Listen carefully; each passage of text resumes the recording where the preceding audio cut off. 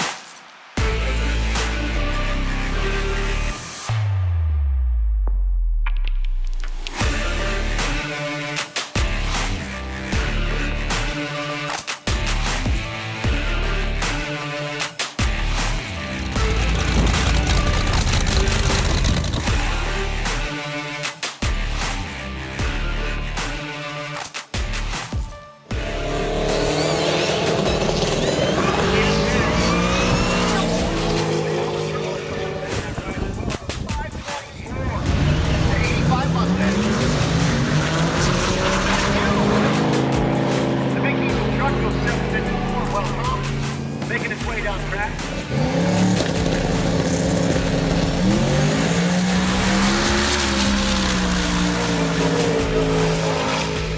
3 miles, it goes 720.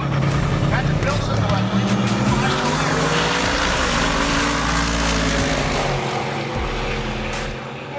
907 huge improvement, 1098.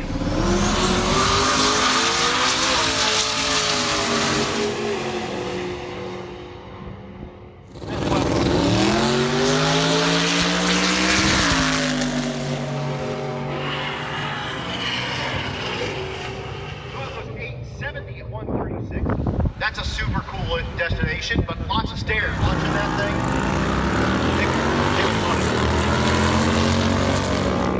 So if you guys can cruise over there and help him out with the ability to bleed.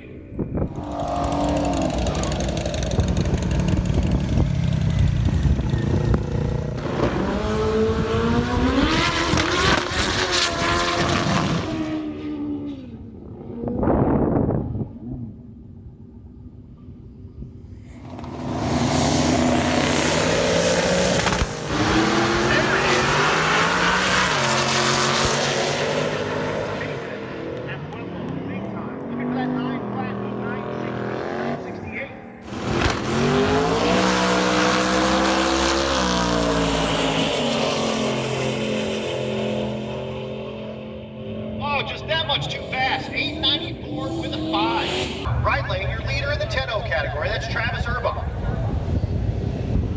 Rock turned in a 10:01 with a 2. Looking to do it again.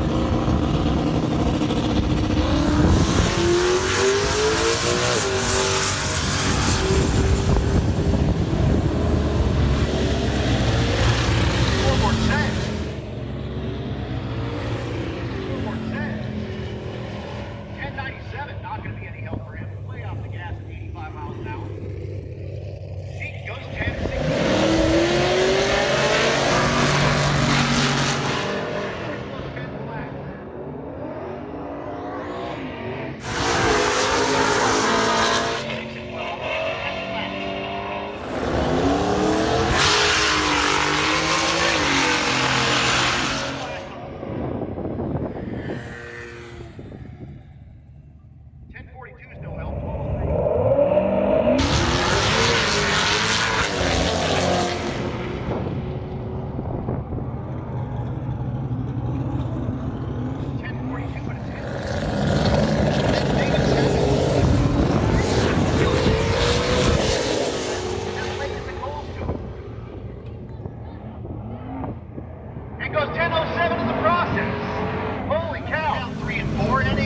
Come on down, 3 and 4, 12:40 more down the road.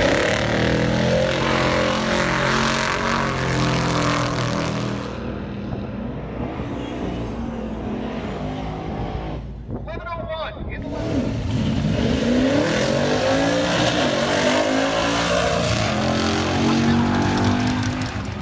Beats the 3-second 60-foot mark. 287. Man, that thing's moving. 11:63 is placing that test in the big one category.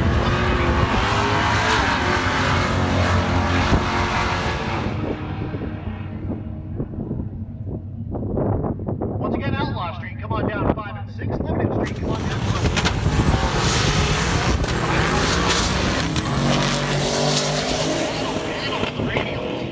It's not going to happen this time. Guido, though, or Armstrong, though, goes 888 at 164. Here's Brett Stevens. Stevens to 69.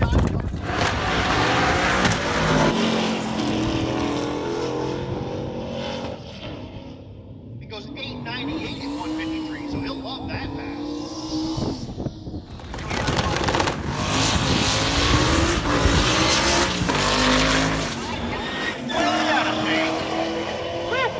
Doesn't hit the cones, but definitely crossed the center line. And smartly gets out of the gas. It goes 11:06 and 76.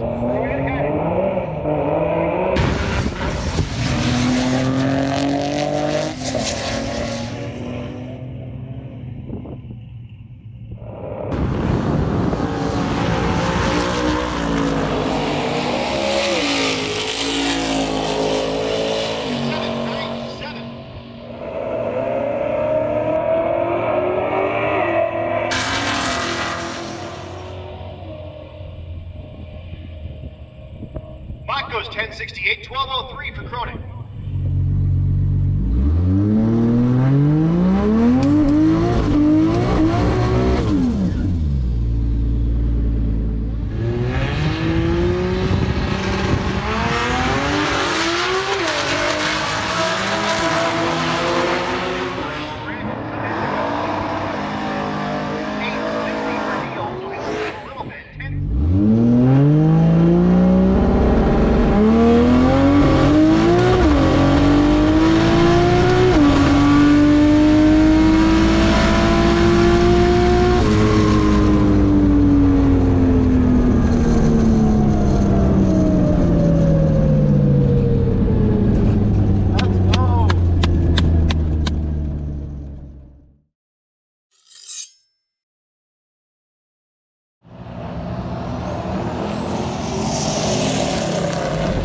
Happy with that? I'm happy. You happy? Never, but let's hand it in and we'll go. Yeah. Sick. Good job. 0.3 off what I was thinking it was going to do, which is all only in a 60. So it must have, to be honest, it probably just hooked way better than what it did at the other track and actually pulled the count 130. So it was probably trying to do like a 122 or something, which is lucky though, because if it would have done a 122, it probably would have done a 49 or something. But that tune-up, that curves from Midwest, which is a 59. Like that was our safe 58, like high five. Well, that's what we ran. Yeah, it'd done exactly what it was supposed to. Yeah. So I might just like make the exact same change that I went from the 65, and hopefully the next track we do a 55. But again, we're not worrying now about one and dones. Yeah. Like we still want to do one and dones, but I'm not worried about doing a 49. No.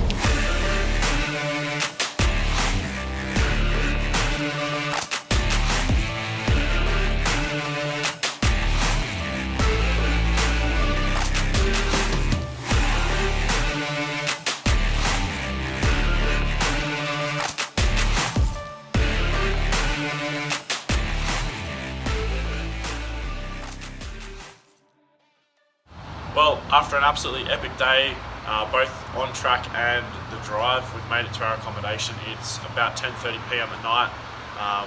We're all absolutely wrecked. I think we've actually all had a bit of heat stroke in the last few days, and hopefully tomorrow with a late start, we've got pretty much most of the day to actually have a bit of a recovery and a proper sleep tonight. So yeah, hopefully that'll recharge us for the rest of the week. But that's it for this episode. In the next episode, we'll be at Vandermeer. So yeah, stay tuned for that. Thanks for watching, guys. We'll see you next time.